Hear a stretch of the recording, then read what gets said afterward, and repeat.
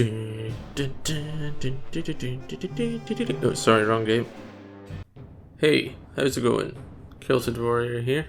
This is a shorter than normal impressions video where I'll be giving my thoughts on a game I will be covering in full, but I wanted to get my thoughts on the first few hours, or more like dozen hours in this case. I will tell you what I liked, what I didn't like, and my general feel for this game.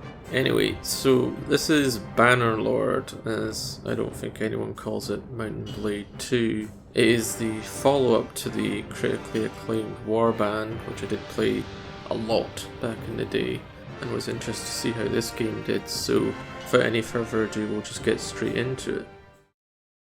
So you start with character creation, and it has a great deal of options to customize your starting situation.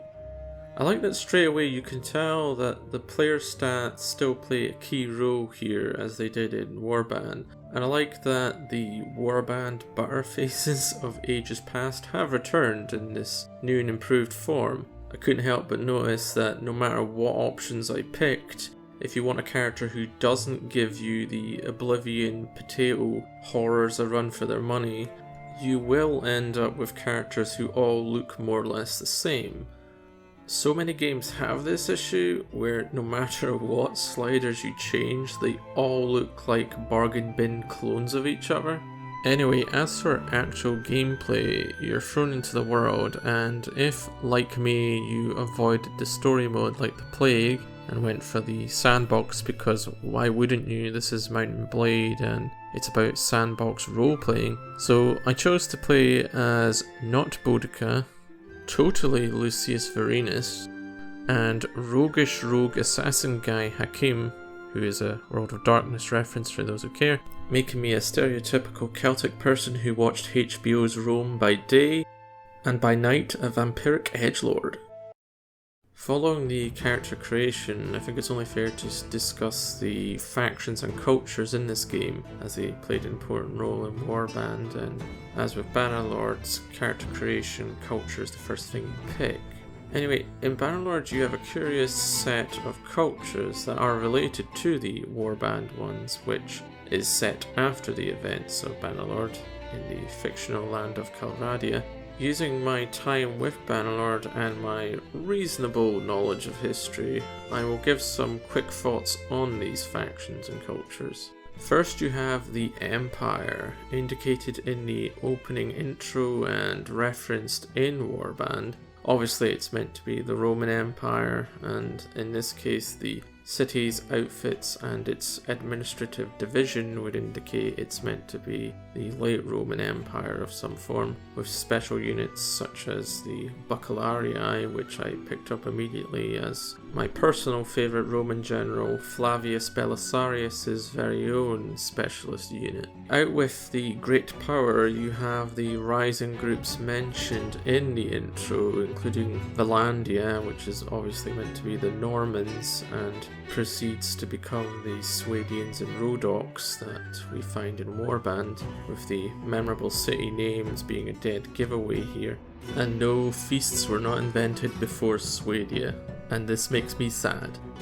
You also then have the Sturgians, or Sturgians, I'm not sure how it's pronounced, who are clearly modelled after the early Rus with the Nordic and Slavic influences anyone who knows Rurik will know of, and who later become the more Eastern Slavic Warband faction, the Vagers, which is how I think it's pronounced. Next you have the Kuzates, who are your classic nomadic steppe tribes somewhere between Huns, Pechenegs and Mongols, like the Kyrgyz after them, which I noticed are actually a clan in this game. To the south you have the precursors of the Saronids and the Azarai, not to be confused with the Azrai, which are Warhammer, and I got mixed up when I first saw the name. They seem to be leaning towards the late Abbasid Mamluk feel, which I quite like, particularly with their troop trees. And last but not least, you have the closest to my own real world people in that of the Battanians, who are a healthy mix of predominantly Celtic group meets a sprinkle of Germanic and Dacian groups for good measure, and make up the clearly most civilized culture in Coloradia.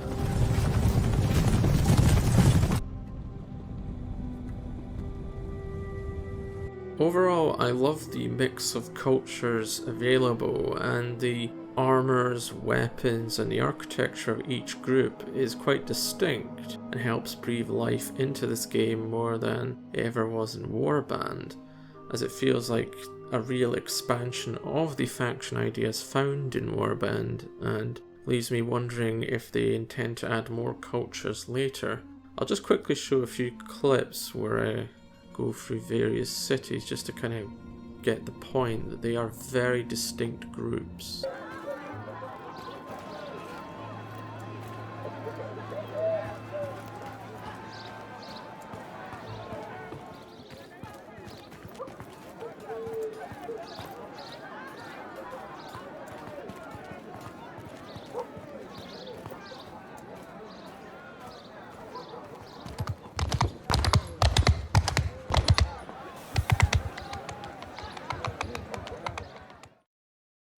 To me, one of the best things about Mount and Blade since the first game was the sandbox it created, and with Warband it then made it even better, with so many ways to roleplay the character you want within Coloradia. As far as Bannerlord's activities, which I tried for this Impressions, you have the Manhunter style stuff that contextualize your murder hobos attacks against what are clearly the homeless of Coloradia, and sometimes even have you raiding their homeless shelters, then proceeding to sell them into what this gentleman swears is reasonable indentured servitude, but it's clearly slavery, and you're effectively Crassus here. Oops, sorry, I mean Pompey, taking credit for putting Sparkus back into his place. Speaking of Crassus, we have caravan escort missions, because who doesn't love the best mission format, beloved of the gaming medium, as your AI allies charge blindly into danger and dying, thus failing the mission and leaving you at the mercy of these Parthian-style raiders. So yeah, my impression is that these are just like every escort mission of the past 20 years of video games, with the same AI patterns that make it all so enjoyable.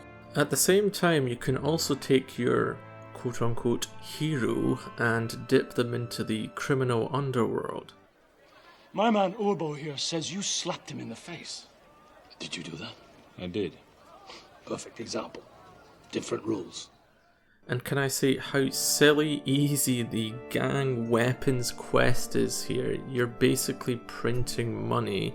Anyway, you can also indulge in some classic gang warfare on the streets of various cities.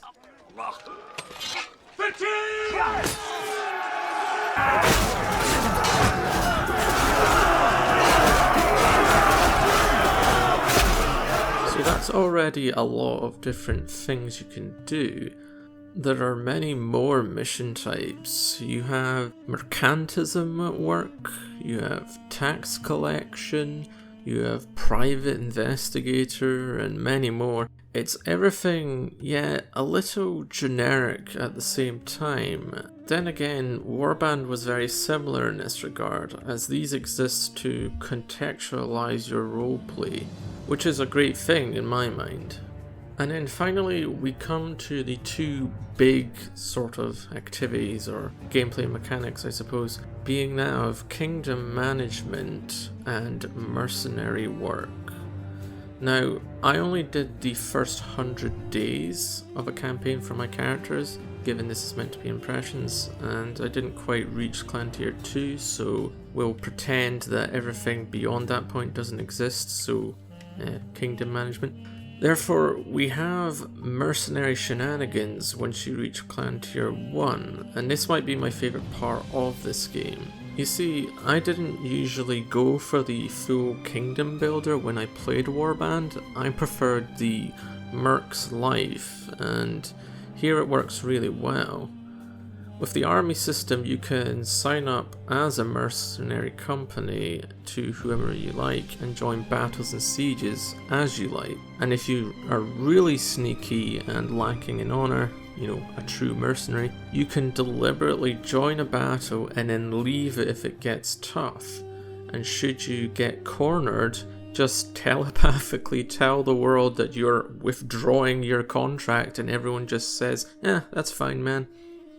It is kind of silly, but to be fair, it would be worse if not for the fact that I constantly face AI diplomacy that picks the worst time to make peace, and will at times make war and then instantly, within like seconds, declare peace again, which is just crazy. I mean, why is there not some kind of cooldown of a week or something for this nonsense?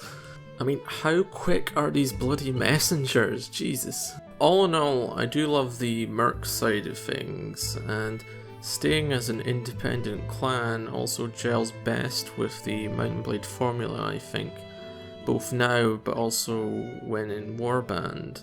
Also, worry not, regarding the kingdom side of things, I do intend to go into a full analysis of it when I do a delving in video, and I will get to the bottom of the kingdom mechanics, as here I could only view it at a distance as I looked upon the glass ceiling of the burgeoning feudal hierarchy, because I'm a filthy plebeian. And on that note, when I attempted to delve into the workshop and caravan side of things, my poor Hakim here, who was trying to save up money, would constantly be spending his money on the latest fashions out of the Azurai armory. And side note, I think they have the best looking armors in the game. I mean, just look at this shoulder piece, it is just amazing. So yes, I did not accrue enough money in any of my characters to actually invest. On the other hand, as far as smithing, I did not feel like button mashing the crafting button to get to a reasonable smithing skill level. So the combat is basically Mount and Blades with slight changes and improvements. My impression was this is Warband system, but with slight differences such as directional shield block, which I never used or cared for, and crazy physics deaths, which yes, I love and wish there was an option slider to crank this up.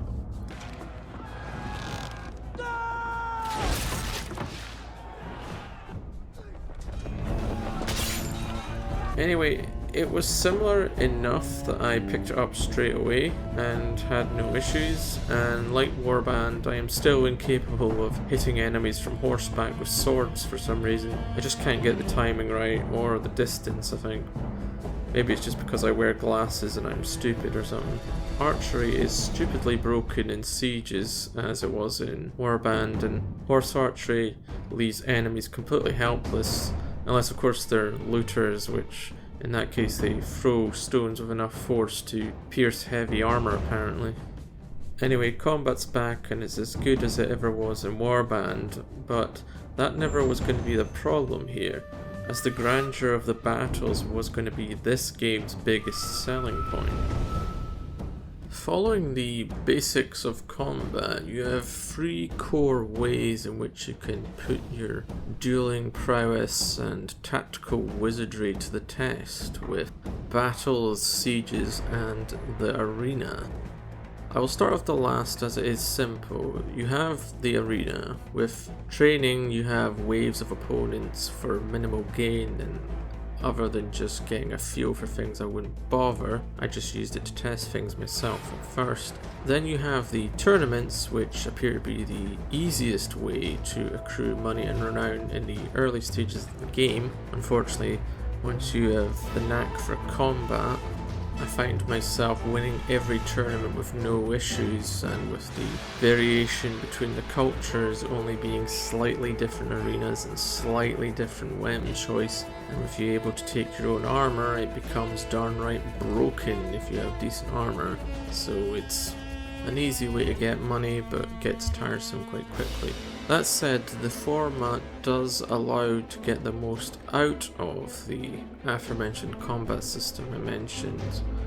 Next on the docket we have the battles, and really they are the main event for most players, like me coming from Warband. And here they are spectacular, horrible and bizarre all at the same time. See, the small skirmishes with 50 or less on each side seem to work fine and can be fun, especially with the likes of the caravan ambush setup that I find quite fun, where you're trying not to become another Crassus. Yet once the battles hit hundreds or even 1,000, it's both amazing to see with the sounds of marching armies about to clash, the skirmish phase where you're desperately trying not to get sniped, which happened too often in my case.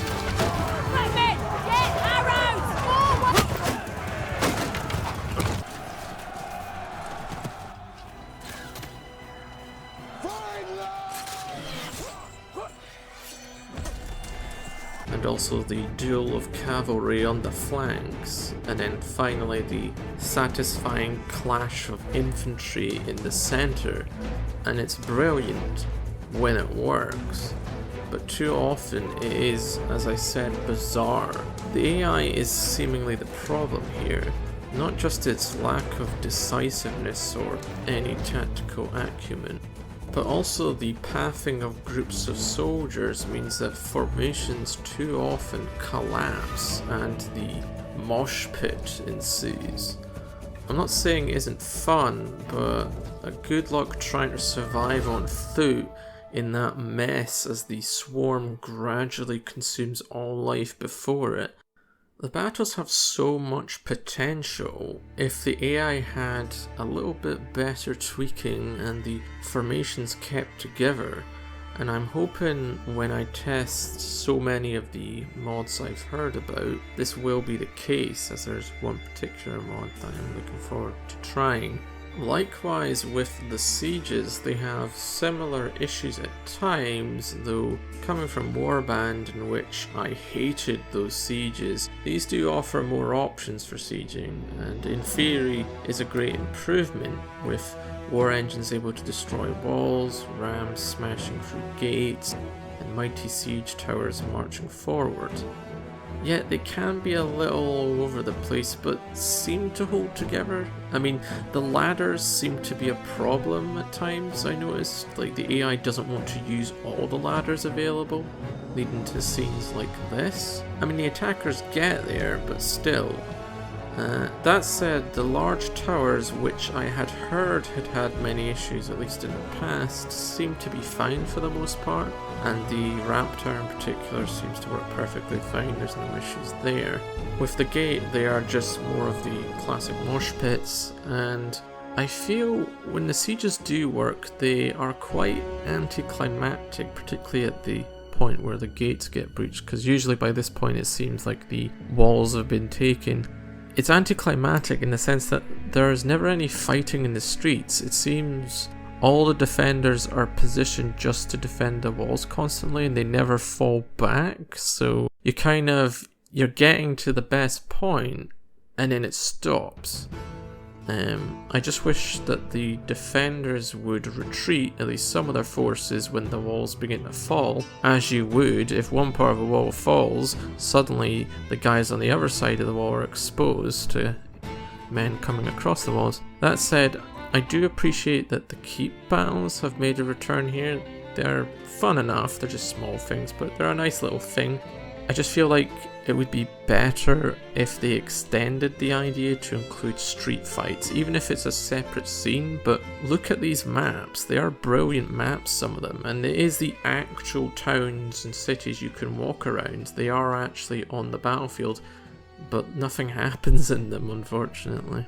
As you can no doubt see, my impression of all this is that the setup is great for battles and sieges. They just need to improve the AI and pathing, as well as, in the case of sieges, the placement of units inside the cities, and together these seem to be the crux of the issues, at least from what I've seen. And I do love these set pieces, as the battles and sieges do feel truly epic, and seeing a shield wall advance with hundreds of soldiers is something you just don't see anywhere else like this, where you're in among the troops.